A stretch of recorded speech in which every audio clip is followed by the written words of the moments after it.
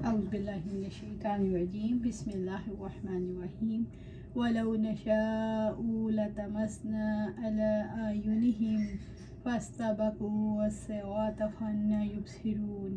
اور اگر ہم چاہیں تو یقیناً ان کی آنکھوں کو مٹا دیں، پھر وہ راستے کی طرف بڑھیں تو وہ کہاں سے دیکھیں گے۔ سورہ یاسین آیا 66۔ وَلَوْ نَشَاءُ لَطَمَسْنَا عَلَىٰ أَعْيُنِهِمْ، اور اگر ہم چاہیں تو یقیناً ان کی آنکھوں کو مٹا دیں۔ رب العزت نے فرمایا ہم چاہیں تو بینائی سلب کر لیں، کیا پہلے قوت گویائی سلب نہیں کر لی تھی؟ یعنی اگر ہم چاہیں تو انہیں ہدایت سے اندھا کر دیں اور انہیں دلیل کے راستے سے ہی گمراہ کر دیں، یعنی اگر ہم چاہیں تو انہیں ہدایت کے راستے سے ہٹا کر اندھا بنا دیں۔ فاستبقوا الصراط، پھر وہ راستے کی طرف بڑھی، سیدھے راستے کی طرف بڑھو، یہی راستہ جنت تک لے جاتا ہے۔ فَأَنَّىٰ يُبْصِرُونَ، تو وہ کہاں سے دیکھیں گے؟ یعنی ان کی بینائی تو سلب ہو گئی، اب دیکھیں گے کہاں سے؟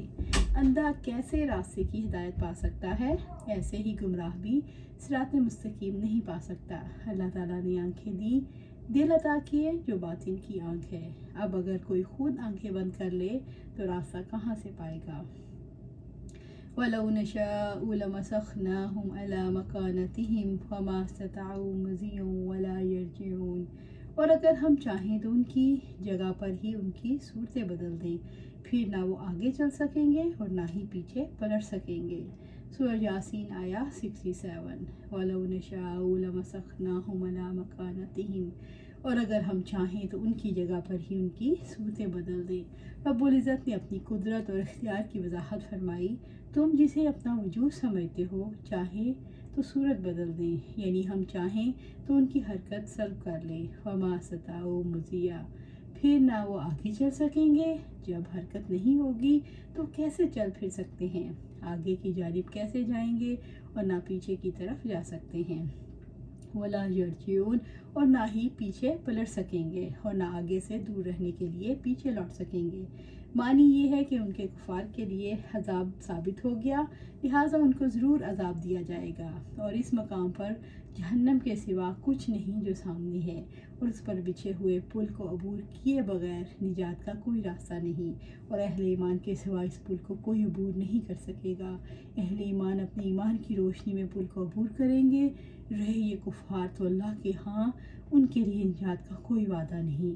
اگر اللہ تعالیٰ ان کی بینائی کو سلب کر لے اور ان کی حرکت کو باقی رکھے، تب اگر یہ راستے کی طرف بڑھیں تو اس تک نہیں پہنچ پائیں گے، اور اگر اللہ تعالیٰ چاہے تو ان کی حرکت کو بھی سلب کر لے، تب یہ آگے نہ بڑھ سکیں گے اور نہ پیچھے۔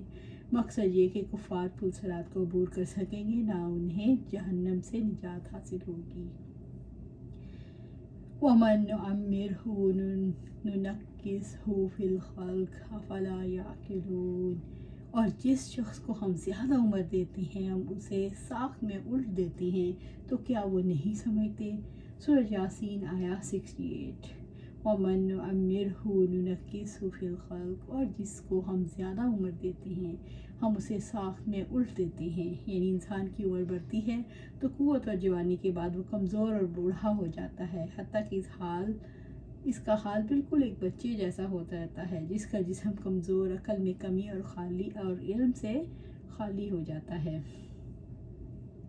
ثُمَّ رَدَدْنَاهُ أَسْفَلَ سَافِلِينَ، پھر ہم نے اس کو لوٹا کر نیچوں سے سب سے نیچا کر دیا۔ سورہ 3 آیا 5۔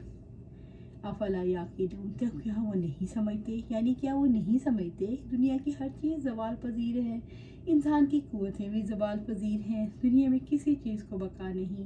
انسان کو یہ جان لینا چاہیے اسے ایک ایسے جہان کی طرف منتقل ہونا ہے جہاں پائیداری اور دوام مل جائے گا۔ وَمَا عَلَّمْنَاهُ الشِّعْرَ وَمَا يَنبَغِي لَهُ إِنْ هُوَ إِلَّا ذِكْرٌ وَقُرْآنٌ مُبِينٌ، اور ہم نے اس کو شعر نہیں سکھایا اور نہ وہ اس کے لائق ہے، یہ نہیں ہے مگر ایک نصیحت اور واضح قرآن۔ سورہ یاسین آیا 69۔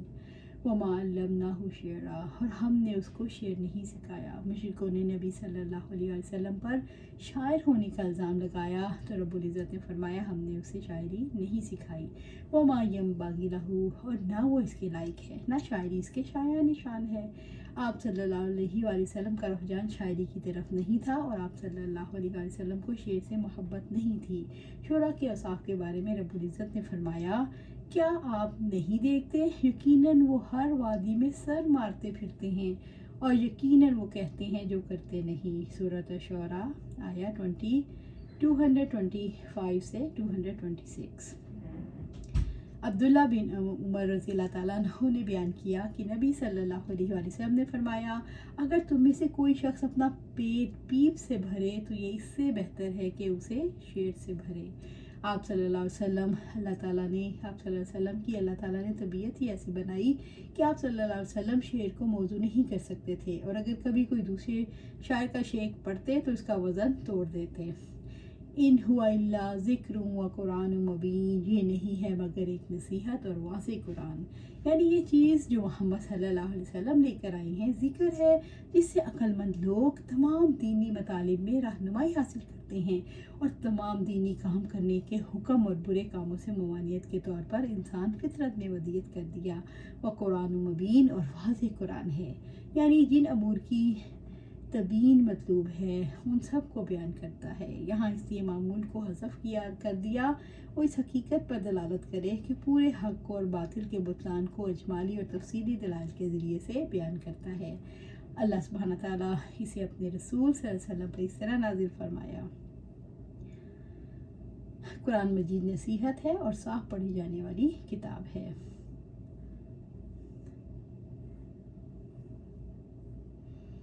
लियुनज़िरा मन कान हय्यन व यहिक्कल कौलु अलल काफिरीन, ताकि वो हर उस शख्स को ख़बरदार कर दे जो ज़िंदा हो और इनकार करने वालों पर बात साबित हो जाए।